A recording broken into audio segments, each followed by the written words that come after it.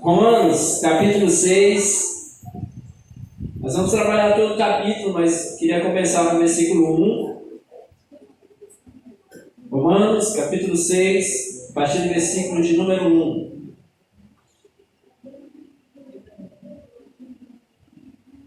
O título da nossa mensagem nessa noite é: O pecado mata mais que um corona.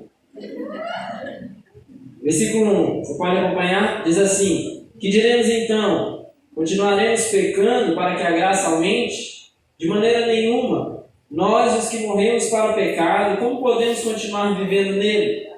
Ou vocês não sabem que todos nós que fomos batizados em Cristo Jesus, fomos batizados em sua morte?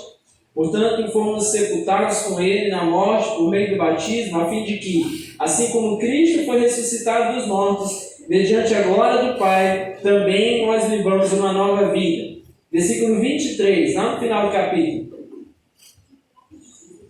Pois o salário do pecado é a morte, mas o dom gratuito de Deus é a vida eterna em Cristo Jesus, nosso Senhor.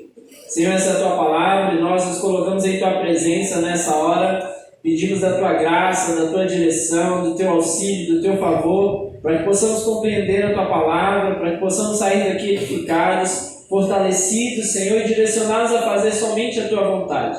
Em nome de Jesus, tu que sonda e conhece os nossos corações, fala, Senhor, no íntimo do nosso ser. Trata a cada um de nós, para que em nome de Jesus tenhamos uma vida verdadeiramente movida pelo teu Espírito Santo. Oramos e repreendemos tudo que não presta, tudo que não vem do Senhor, todo pensamento ruim, todo medo, toda apreensão, toda ansiedade, toda dor. Nós oramos e repreendemos desse lugar das nossas vidas e das nossas mentes nessa hora. E pedimos ao Senhor nessa noite que apenas a tua palavra e o teu Santo Espírito tenham lugar para agir e reinar no meio de nós. Amém. Amém. Bom, meus irmãos, esse vírus que está por aí, assustando o mundo inteiro e provocando uma série de consequências.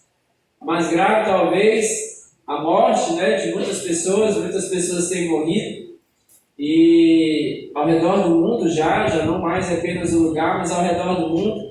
Mas além disso, mudança de rotinas, paralisação, cancelamento de eventos, fechamento de fronteiras, cidades inteiras sitiadas, pessoas em alguns lugares presas dentro dos seus próprios lares.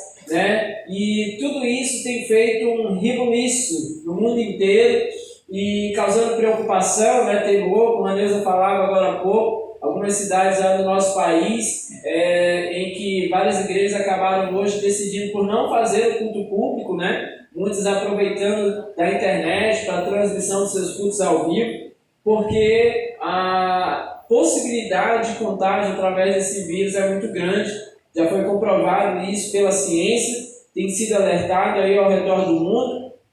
Então as pessoas estão muito temerosas. E é claro que nas questões que dizem respeito à saúde, toda forma de prevenção é muito importante, Não apenas esse vírus, mas uma série de outras doenças muito contagiosas fazem com que a gente possa então ter a necessidade muito clara de ter prevenção, medidas que possam buscar conter a propagação de doenças que venham a se alastrar. Especialmente no caso desse vírus, tem sido largamente divulgada uma série de providências que podem ser tomadas.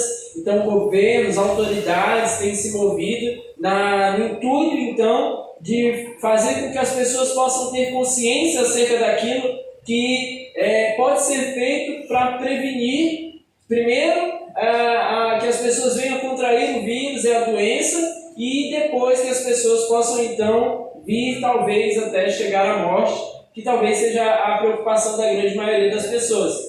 Porque talvez que se imaginasse, não, esse vírus ele é equivalente à gripe comum. Muita gente não estaria dando bola, mas a preocupação da grande maioria das pessoas é porque a possibilidade de chegar à morte. Então as pessoas ficam realmente preocupadas. Isso faz com que muitas pessoas acabem então tomando medidas preventivas, além daquelas que a gente já toma no dia a dia ou que não toma, muitas vezes a gente acaba não tomando determinadas medidas. Mas, meus irmãos, algo que nós precisamos nos preocupar muito, porque há algo que mata muito mais do que esse vírus. Porque enquanto o coronavírus mata 3,74% das pessoas que o contraem, o pecado mata 100% das pessoas que vivem na sua prática e não se arrependem. E é sobre isso que a gente vai falar nessa noite. Porque muitas vezes nós estamos muito preocupados com aquilo que pode matar um percentual pequeno da população, mas não estamos preocupados com aquilo que pode matar 100% das pessoas que vivem na prática do pecado. A palavra nos orienta a sermos precavidos com relação àquilo que pode nos tirar a vida eterna. A palavra nos manda ter calma, estar com os corações tranquilos em Deus com relação a tudo que é exterior, mas manda que nós tenhamos precaução extrema com aquilo que pode matar, no que diz respeito a tirar de fato a vida eterna que a palavra nos orienta. E muitas vezes nós estamos vivendo uma vida dispersa com relação a isso. Muitas vezes estamos vivendo uma vida dizendo assim, não, pecado é como uma gripe. Você pega, daqui a pouco você sente um pouquinho dos efeitos, e aí depois passa e está tudo bem. Aí você volta para a sua rotina e volta ao normal.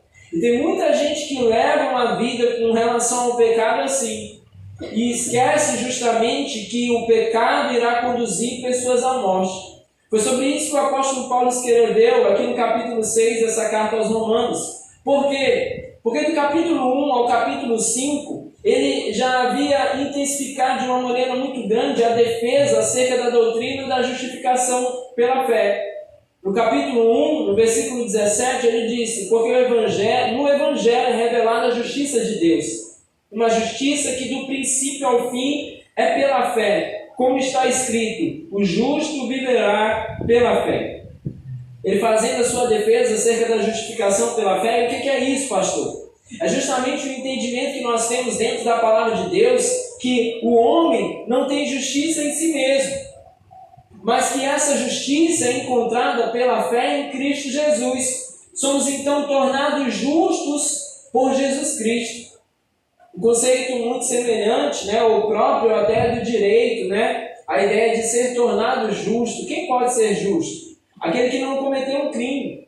Mas se a palavra diz que todos pecaram, então todos nós cometemos esse tal crime chamado pecado. Todos nós somos pecadores. Por conta disso, nós precisamos então ser tornados justos, uma vez que não somos justos por nós mesmos. Então é em Jesus que nós somos tornados justos. É através da fé em Jesus Cristo que somos então justificados. No capítulo de número 3, no versículo de 21 em diante, ele diz assim, mas agora se manifestou uma justiça que provém de Deus, independente da lei, da qual testemunham a lei e os profetas. Justiça de Deus mediante a fé em Jesus Cristo, para todos os que creem. Não há distinção, pois todos pecaram e estão destituídos da glória de Deus, sendo justificados gratuitamente por sua graça, por meio da redenção que há em Cristo Jesus. Olha o que o apóstolo Paulo fala, que nós não temos em nós mesmos possibilidade de sermos tornados justos, mas tem uma justiça que provém de Deus. Ele diz que essa justiça é apresentada mediante a fé em Jesus Cristo. Então é preciso ter fé em Jesus, crer verdadeiramente nele, tê-lo então como Senhor e Salvador da sua vida. E ele deixa bem claro, ela é para todos os que creem. Os que não creem serão condenados. Os que não creem continuarão na sua injustiça, vivendo o preço da sua injustiça. Ele diz inclusive que não há distinção, todos pecaram, todos estão destituídos da glória de Deus. Todos precisam então reconhecer esse Jesus, o senhorio do Senhor Jesus sobre a nossa vida, para que nós possamos então, justificados gratuitamente por sua graça, dizer, temos acesso à redenção que há em Cristo Jesus. Amém? Amém. Essa é a grande defesa que o apóstolo Paulo faz nos primeiros capítulos. Só que, meus irmãos, na hora que vem esse entendimento, esse pensamento acerca da justificação, na hora que nós entendemos que é por graça, que nós não temos mérito algum, Abre-se então, ou abriria-se então uma possibilidade de algumas pessoas começarem a imaginar que esse tipo de pensamento daria a eles então uma liberdade para pecar. Ora, se nós somos todos pecadores, se não tem jeito, vamos acabar pecando em algum momento. Muitos poderiam pensar, então eu vou pecar à vontade, porque esse Jesus vai vir então e vai me justificar.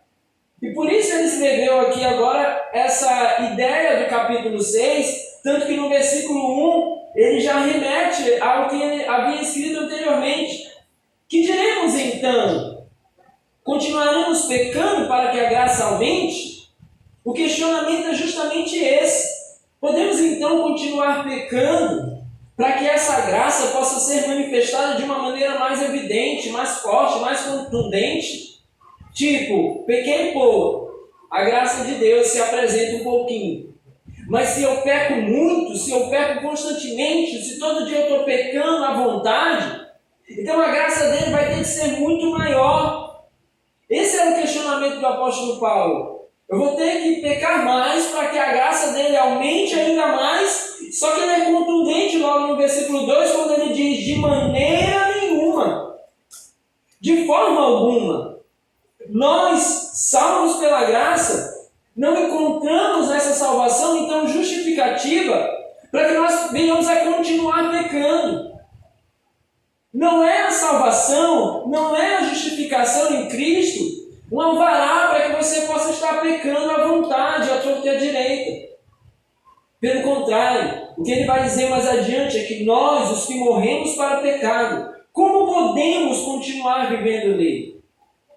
A ideia do apóstolo Paulo é que quando nós encontramos e reconhecemos Cristo como nosso Salvador, conhecemos então Ele por completo, conhecemos então Ele em toda a sua essência, conhecemos Ele em todo o seu direcionamento, não apenas na sua graça salvadora, mas em tudo aquilo que Ele espera que nós sejamos, em toda a evidência que Ele espera que nós venhamos a demonstrar às pessoas.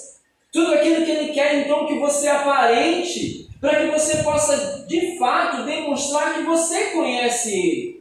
Nós somos chamados, nós somos encontrados, nós somos salvos, somos justificados.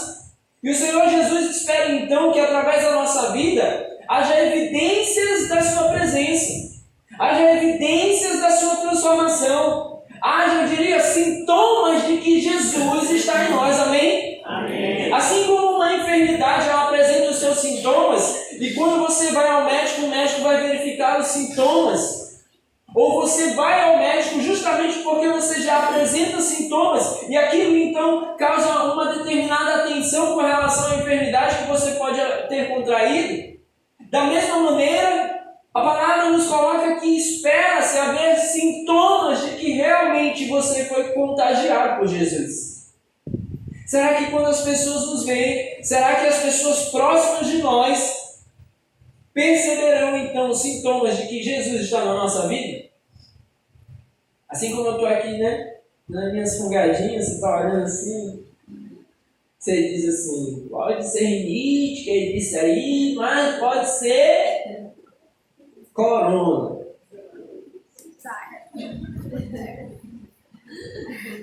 Você fica naquela. Sintomas são semelhantes.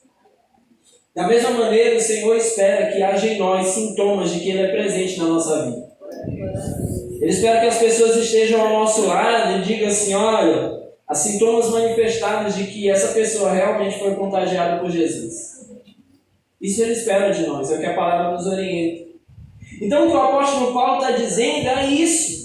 Ou, versículo 3, ou vocês não sabem que todos nós que fomos batizados em Cristo Jesus, fomos batizados em sua morte. Portanto, fomos sepultados com Ele na morte por meio do batismo, a fim de que, assim como Cristo foi ressuscitado dos mortos, mediante a glória do Pai, também nós vivamos uma nova vida. Há uma vida nova naquele que foi achado por Cristo. Há uma vida nova naquele que desceu nas águas do batismo. Fomos batizados em sua morte, ele diz. Isso então precisa trazer sobre nós evidências. Ele diz, fomos sepultados com ele na morte por meio desse batismo. O apóstolo Paulo ele apela à ideia do batismo justamente porque o batismo traz essa convicção de que uma vez sendo batizado, você abriu mão da sua vida pregressa, abriu mão do seu passado, envolvido no pecado, se deleitando no pecado. E agora nós passamos a viver um processo de mortificação. Devemos então morrer, devemos então abandonar uma vida de pecados. Mas aí você deve pensar comigo, nós pecamos, pastor. Pecamos. E de fato pecamos. Meus irmãos, não há aquele que viva sem pecado. Enquanto nós estivermos aqui, pecaremos. Só que a grande questão é que nós devemos ser aqueles que não vivem mais no pecado. Que não estão mais banhados, mergulhados no pecado. São aqueles que não estão mais agora se lambuzando no pecado e nas suas imundícias. Nós somos aqueles que, eventualmente, por conta da nossa luta contra esse pecado, eventualmente, talvez possamos escorregar. Mas nós não vivemos como se o pecado fosse o nosso habitat natural. Como se fosse o nosso lugar comum. Não podemos viver assim. E o problema é que há muita gente vivendo ainda mergulhada no pecado e achando que é normal, achando que é comum, sem preocupação, carregando a doença do pecado e achando que isso pode ser levado de uma maneira natural, quando na verdade a doença do pecado está nos conduzindo para a morte. Porque na verdade Jesus ele se apresenta como cura para aqueles que estavam antes caminhando para a morte. Nós estávamos caminhando para a morte. Ele se apresenta como cura para resgatar e para salvar. Ele se apresenta como cura para nos livrar, então, das amarras do pecado. Olha o que diz o versículo 5. Se dessa forma fomos unidos a Ele na semelhança da sua morte, certamente o seremos também na semelhança da sua ressurreição. Pois sabemos que o nosso velho homem foi crucificado com ele, para que o corpo do pecado seja destruído, e não mais sejamos escravos do pecado, pois quem morreu foi justificado do pecado. Nós não devemos, meus irmãos, apenas parar com os atos de pecado, mas nós devemos também enfraquecer, destruir todas as nossas inclinações, todos os nossos hábitos nocivos. É isso que muitas vezes nós vacilamos, porque antes pecávamos. Aí agora nós dizemos assim, não, nós agora somos redimidos por Cristo, lavados no sangue do Cordeiro, somos salvos nele, somos justificados. Mas aí vivemos uma vida vacilante, onde não fazemos também enfraquecer, onde não destruímos as inclinações do nosso ser ao pecado. E o que é isso? Nós vamos deixando espaços, vamos deixando brechas, vamos deixando então no meio do caminho como se fossem rastros, para que nós pudéssemos em algum momento voltar àquela condição anterior, como se nós pudéssemos em algum momento voltar àquilo que outrora nos estava conduzindo para a morte. Então acabamos vivendo assim, de uma maneira em que não matamos, não destruímos os hábitos que nos tornam para lá, de volta para a nossa vida de pecado. Precisamos, meus irmãos, sermos muito radicais com relação ao pecado.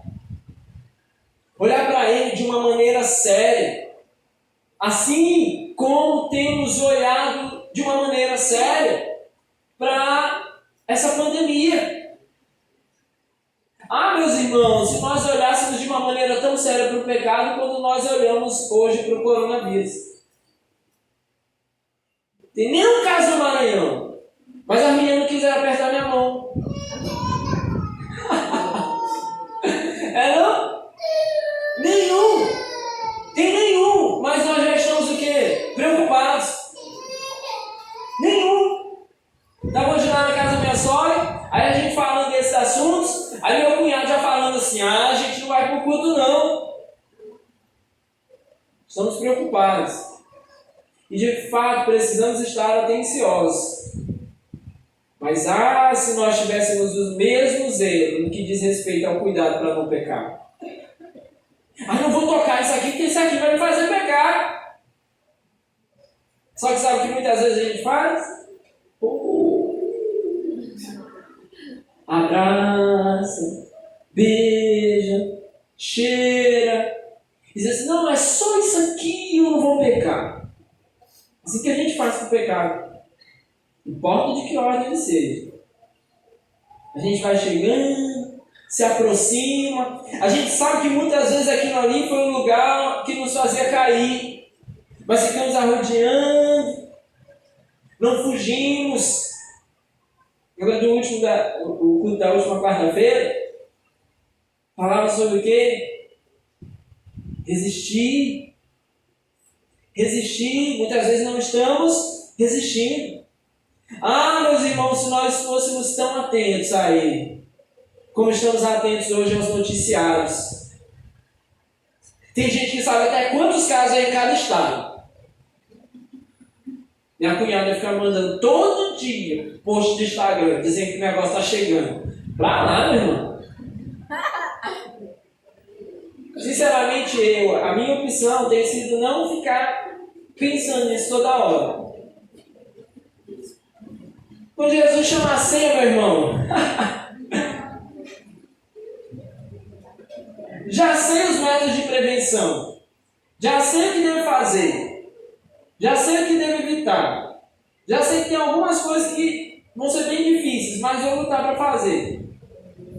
Precisa estar sabendo toda hora, mas tem gente que está tão diligente, tão preocupado, tão atento, que fica só dando tudo.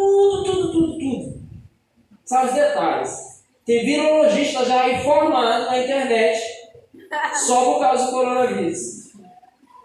Meus irmãos, se nós fôssemos tão diligentes com o pecado quanto temos sido com relação à propagação desse vírus.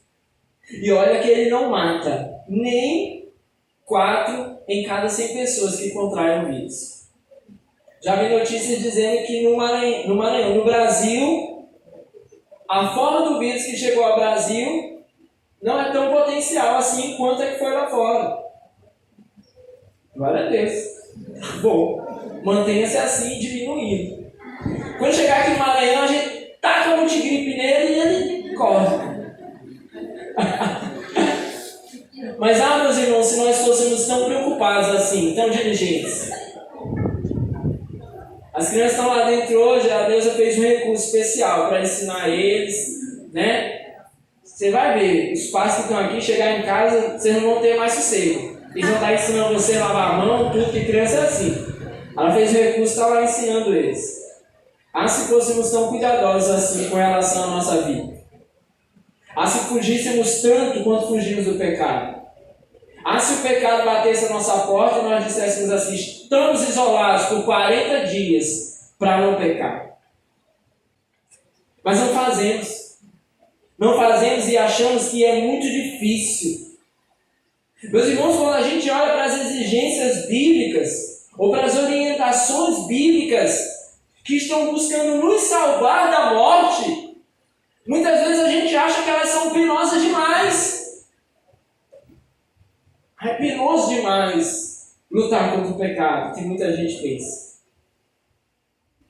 Penoso demais, duro demais, complicado demais. Muitas vezes passa pela nossa cabeça. Mas é difícil andar com a máscara. Inflacionou o preço da máscara, você viu?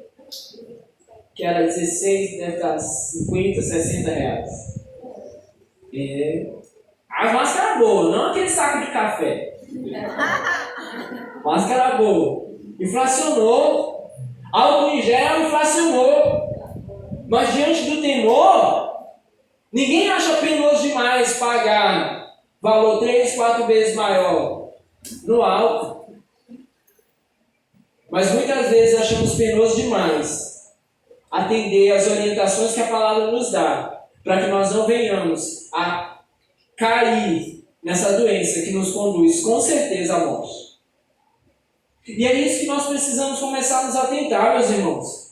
Porque muitas vezes nós estamos preocupados com coisas que são passageiras. Quem é crente aqui, servo de Deus, lavado e remido no sangue do Cordeiro, salvo. Se você morrer, você vai para onde? Você está preocupado com o quê? Não? A gente fica preocupado, não! Ai, pastor, se eu morrer, minha família. E o Deus que você serve? Ele cuida de você, não cuida da sua família? A gente fica cheio de preocupação, que a palavra diz assim, não é para ter.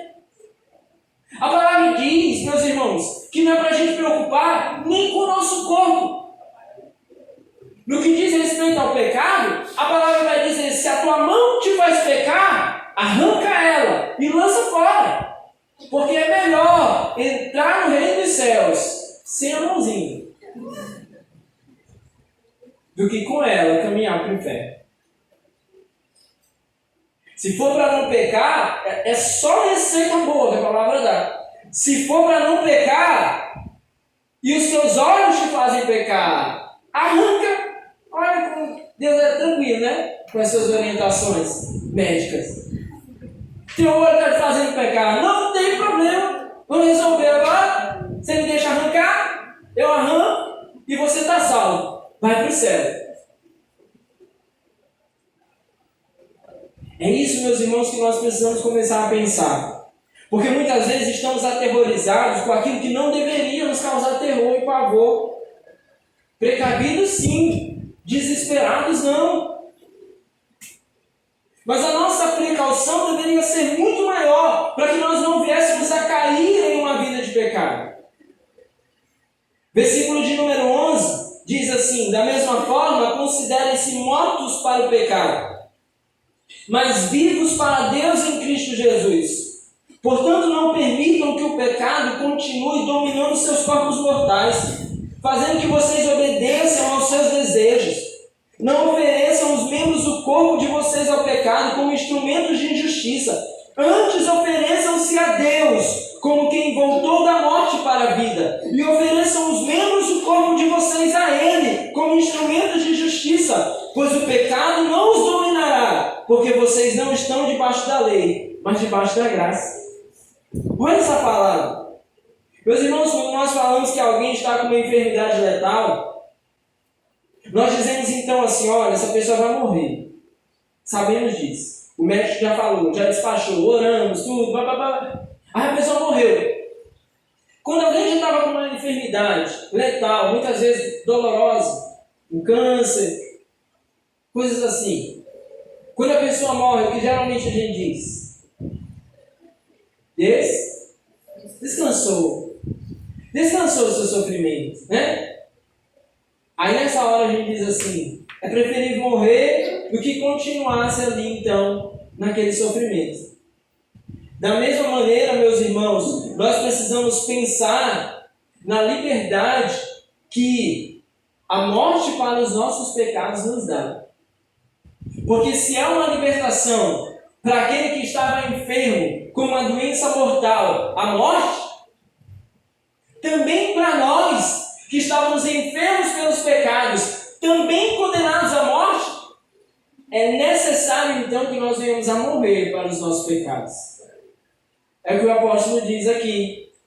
Considerem-se mortos para os pecados, mas vivos para Deus em Cristo Jesus. A morte para os nossos pecados, meus irmãos, nos liberta das amarras de morte que o pecado estava nos trazendo, do lugar para o qual ele estava nos conduzindo. Entenda bem, Jesus é Salvador. Quando ele chega para nos salvar, é porque com certeza estávamos enrascados. E qual era o nosso grande problema? Estávamos marchando para a morte por conta dos nossos pecados. Mas agora em Cristo nós somos salvos. Ele nos tira daquele caminho. Sem Ele, continuaríamos para lá. Sem Ele, continuaríamos enfermos de pecado. Sem Ele, estávamos predestinados à morte. Não haveria o que pudesse nos resgatar de lá. Mas Ele então chega para nos salvar. Ele nos liberta do pecado. Da mesma maneira então, meus irmãos, quando nós morremos, somos libertos dessas amarras do pecado. É por isso, é esse o sentido do batismo. E você compreender: estou morrendo para aquele velho homem, estou morrendo para aquela velha vida, estou sendo liberto em Cristo. E aí ele diz no versículo 12: portanto, não permitam que o pecado continue dominando os seus corpos mortais, fazendo que vocês obedeçam aos seus desejos. Sabe por quê? Porque ninguém que se encontra livre de uma enfermidade quer voltar para lá. Ninguém que se encontra livre de uma enfermidade quer voltar a viver aquilo ali mais uma vez. Ele não quer mais. Ele não quer. Ele quer agora viver e fazer aquilo que vai evitar que ele volte para aquele velho problema. Talvez é um trauma para muita gente. Talvez você já tenha passado por aquela situação de dente, eu digo doendo, eu digo assim, dente arrancando a alma. Você já passou por isso? Quando o dente está arrancando a alma, que tudo que você quer no mundo é que apareça um dentista na sua frente e arranque. Você só quer que arranque, só quer que arranque. Já passou por isso? Ninguém gosta de confessar, né? Só quer que arranque. Aí você vai lá, faz o tratamento. Resolve, ou arranca, ou restaura, sei lá, você faz o tratamento. Aí você volta e você está de boa. O que você passa a fazer? Escova o dente direitinho, fio dental direitinho. Você quer fazer tudo direitinho. Você não quer voltar naquela cadeira maldita que você estava naquele dia ali morrendo de dor. Não quer. Eu quero fazer o que é correto, porque eu não quero voltar para lá. Sabe que muitas vezes ocorre conosco, enquanto cristãos?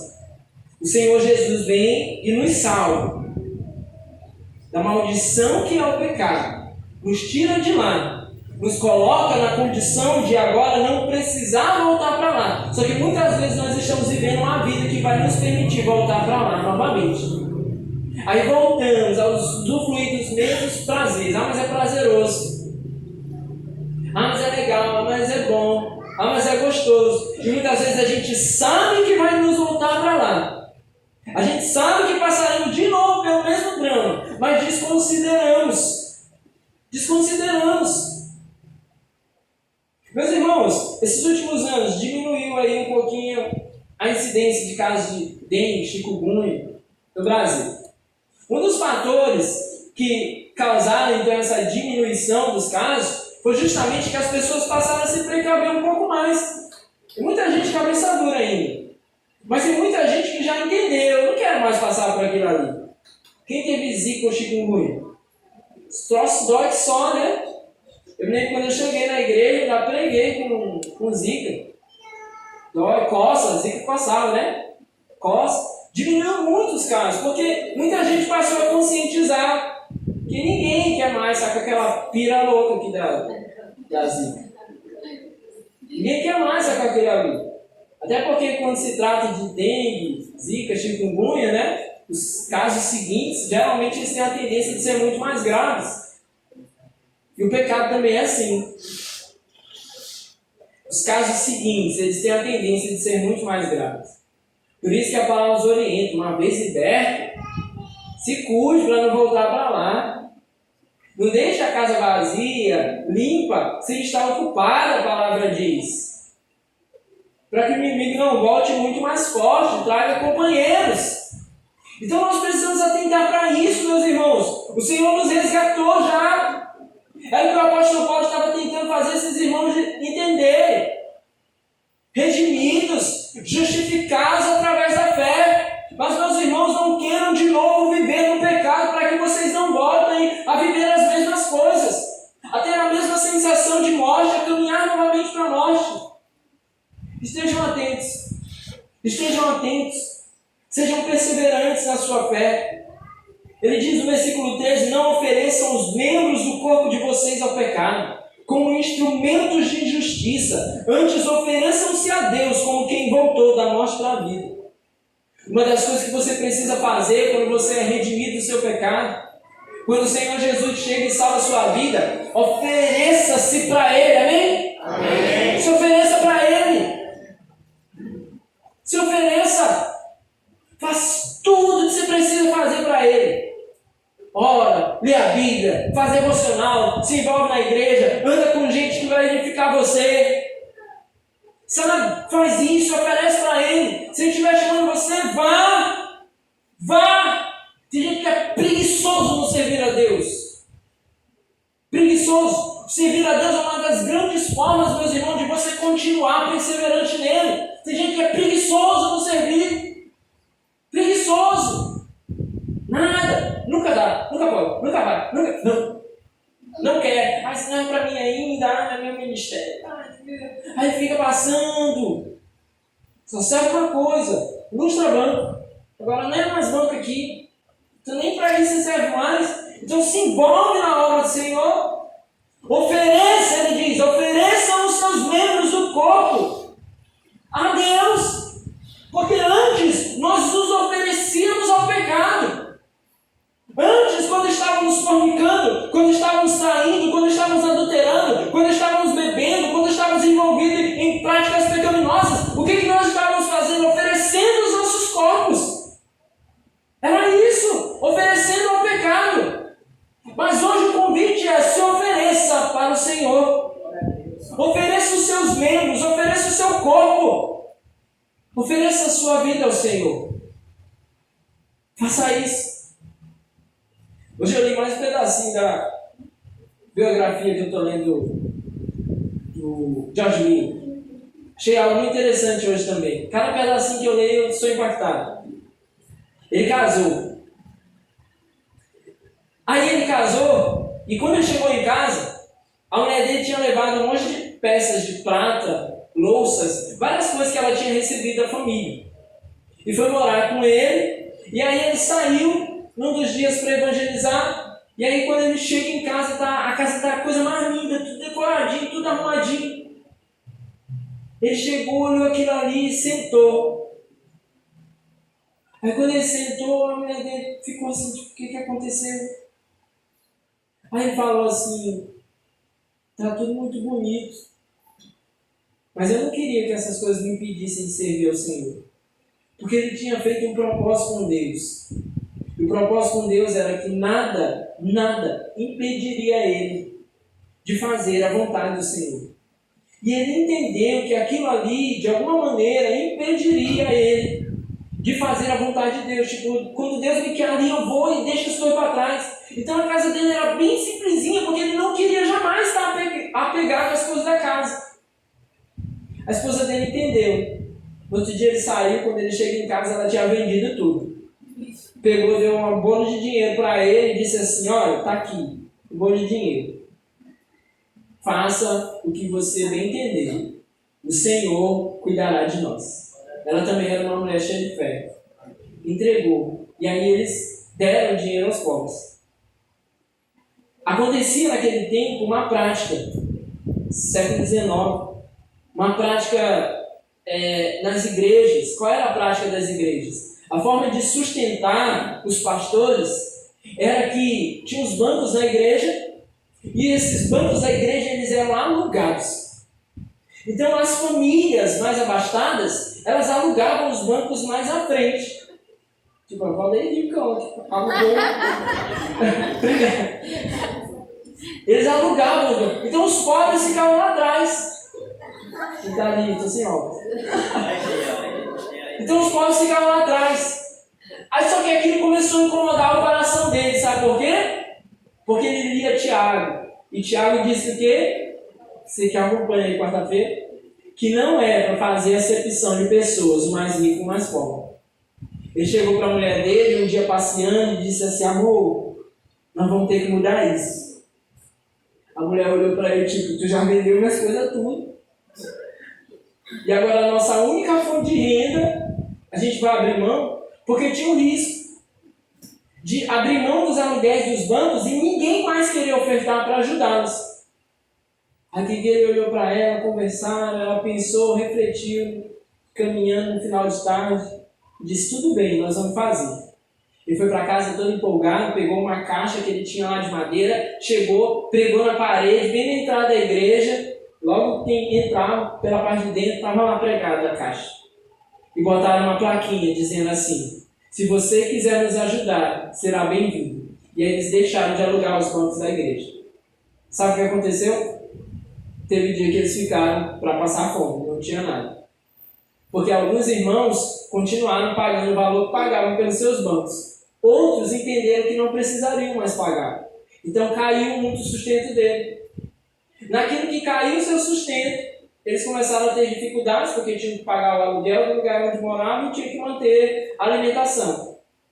Só que eles tinham feito um propósito com Deus. E conta a biografia dele, que teve um dia que já não tinha nada. Eles sentaram à mesa, puseram os pratos, puseram os talheres, sentaram, oraram e agradeceram ao Senhor, sem nada no fogão. Não pense que não, bateram na porta. Era um homem com uma peça de presunto, que foi o que eles comeram naquele dia. E aí o Senhor sustenta em todo o seu ministério. Eu falei dele aqui outras vezes, é um cara que ele é sempre conhecido por essa fé, porque ele fez um propósito com Deus, que ele nunca pediria nada a ninguém, que Deus sempre o sustentaria. Então essa é a tônica de todo o seu ministério.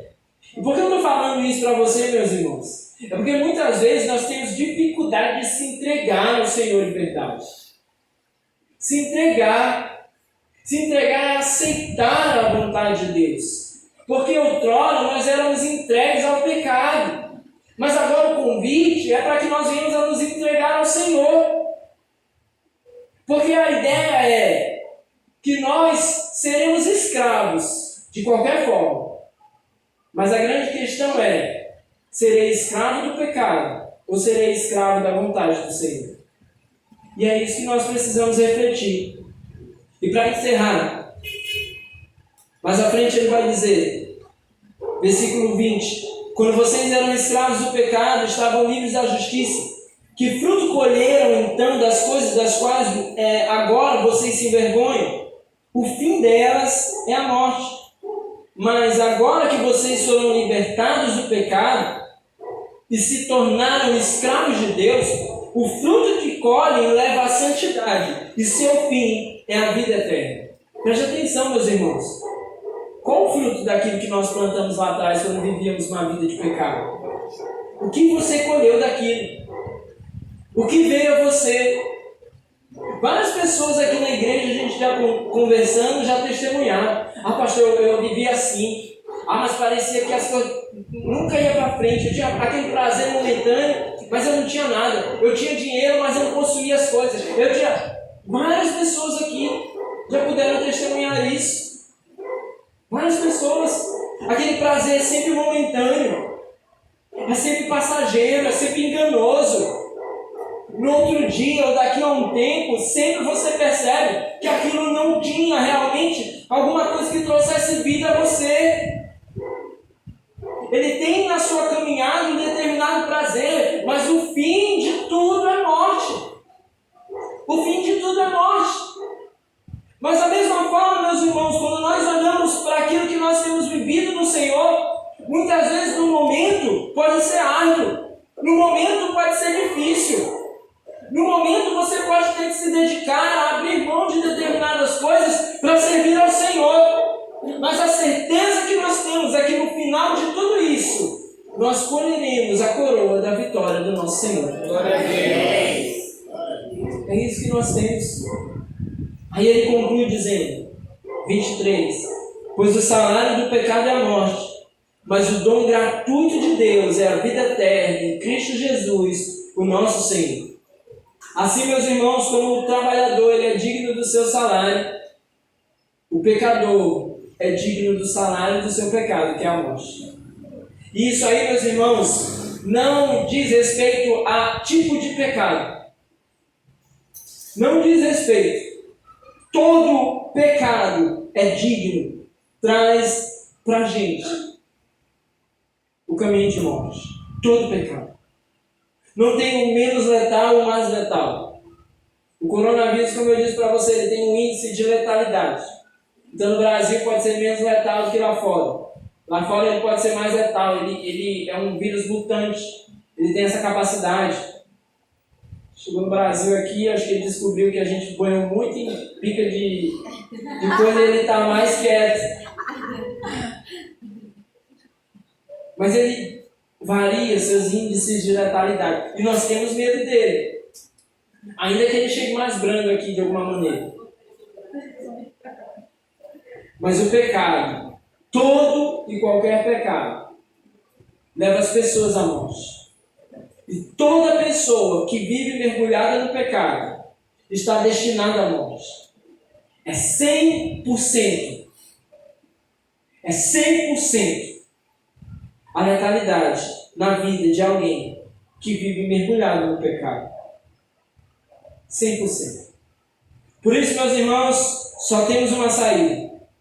Embora o caminho estar na presença de Deus possa ser para nós, muitas vezes, doloroso, árduo, por termos que nos dedicar a fazer a vontade do Senhor, negando a nossa própria vontade, negando o nosso próprio querer, ainda que isso ocorra, a garantia da vitória, a garantia da vida eterna na presença do Senhor, é o que precisa mover os nossos corações, para que não venhamos a temer mais o pecado, que possamos depositar o nosso coração em Cristo. Da mesma maneira como uma vacina traria alívio sobre o coração da humanidade,